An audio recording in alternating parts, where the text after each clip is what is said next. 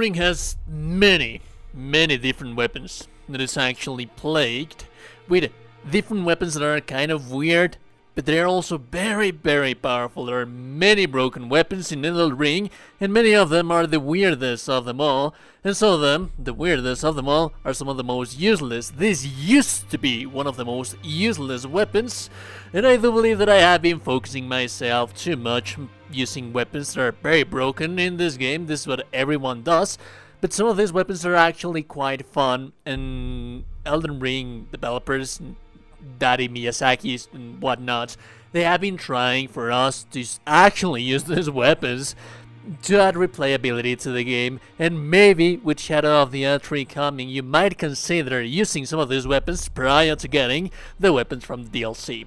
So in today's video we're going to be speaking about this little bad boy that we have right here, the Cranial Bezel Candle Stand, which is basically just a huge torch that you use as a hammer. Anyways, so what was bad about this weapon? This weapon has been buffed twice already. It has been buffed twice. The thing about this thing is that the Ash of War that it has, which is this one, it leaves you way too open. So when you use this thing against enemies, then you're basically giving them the opportunity to give you free hits. You will notice that when you use this thing, it emits like kind of a wave. That kind of a wave that emits, it also has a posture damage. It knocks back the enemies, so that is something nice. But also one thing, it deals damage. That wave, it deals damage.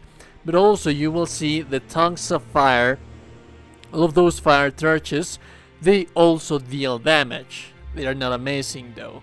What I would use that much with this weapon would be the main force of the hits. The rest of it is just useless. I would say that this would be one of the most broken, most perfect weapons, because this is basically like Wrath of the Gods. This is a nerfed Wrath of the Gods that basically gives you power. It knocks back enemy. It's very fast, but then it leaves you on that animation that you're always in there. And they have done many things to alleviate this. But before we get into that, let's talk about the hammers on itself, because they have been buffed as of the previous patch 109. Many of the weapons, this is much more faster now, pardon me for that. It's much more faster, and you're likely not going to get interrupted. And for a weapon as heavy as this one, being this fast, it's something very cool. That is to say that we do have different hammers. This is not the only hammer that we have, and there are many better hammers, but it might actually give you the idea to try something different with this because of that Ash of War that you do have at your disposal. So what is it that they did to the Ash of War? They increased the base damage of this thing, so that is of course nice, and they also increased the projectile speed of the tongues of fire, those fireballs that you see lying in there. If I'm being completely honest, the best way to buff this thing is just to completely get rid of those fireballs, because they are just there, out there existing, and you're not using them as a means of damage. You're using them as something random that is falling around there like little drops that no one is going to care for. The thing is that these deal huge amounts of posture damage.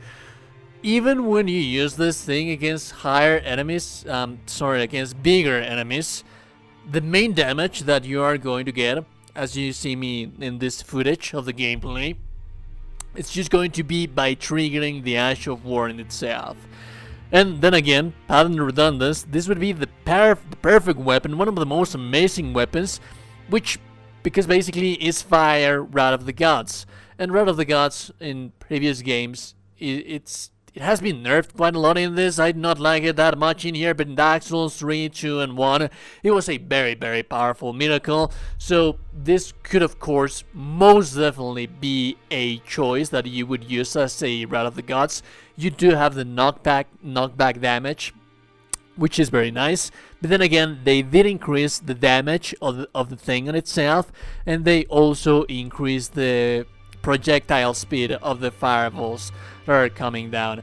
It does make it look more flashy. You will notice in here in this footage, this is something that I do like about the weapon, the Ash of War. You would most definitely benefit the most by using this weapon with heavy armor, but even while not using that much heavy armor, the hyper armor of the Ash of War is going to be more than enough for you to withstand many of the hits that the enemies are going to hit you. So for example, we do have many AoE of attacks, damage, Ashes of War, and whatnot. Like for example, the most popular one of my favorites, honestly, the Sword of Nine and Flame. With the Sword of Nine and Flame, you have huge AoE damage and huge AoE potential to deal lots and lots of damage to the enemies. The thing about this thing, about that thing, is that you're most likely, if you not time it properly, most of the cases, more often than not, you will get interrupted because it doesn't have hyper armor. This one, on the other hand, it does have hyper armor, and you can spam it. You can keep pressing the button. Also, it is not that FP expensive, so it is something most definitely nice. The only issue that I have with this weapon right now, it's just that, dude, that it leaves you open on that animation that nobody really asked for. If it only had the force, that would be most definitely the most perfect weapon for me, the most perfect hammer, because it is a weird weapon. It is something that I would find myself using and enjoying just for the looks of it.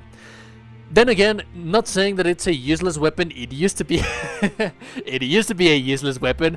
Now it's not. It's most definitely a very strong weapon that you could most definitely use.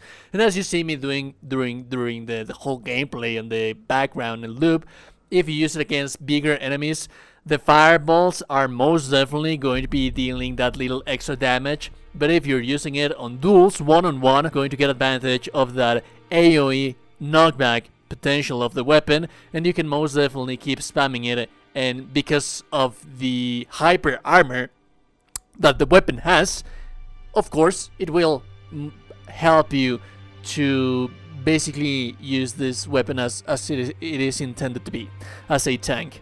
So for example, if you want to be fighting, like you can see right here, with many enemies, and you have the many enemies hitting you, then you can use the hyper armor. Do have in mind that the fireballs are just going to be something random in there, but the main damage, it's a beautiful damage. It's huge damage. The force of the shockwave that it does, that's a very huge damage. And as you see me doing right here as well, it is a weapon that you most definitely can use in duel instances. These are some of the most annoying enemies in the game, but you can use this thing. Now on bosses, that's a completely different matter. You do need to take advantage of windows of opportunity. This thing is not going to allow you to. This thing is going to leave you open. So on bosses, this is just going to be plain Dark Souls combat. Pure raw power of the weapon on itself. And in some very rare occasions, you would most definitely be able to use the Ash of War against bosses, but it is not going to be that effective. So yeah, it is not, by all means, it is not a useless weapon, but it is not a very good weapon. And do have in mind that this thing has been buffed 2 times. Even by being buffed 2 times, it just cannot keep up with some of the different weapons that we have in the game. Nevertheless, very interesting weapons.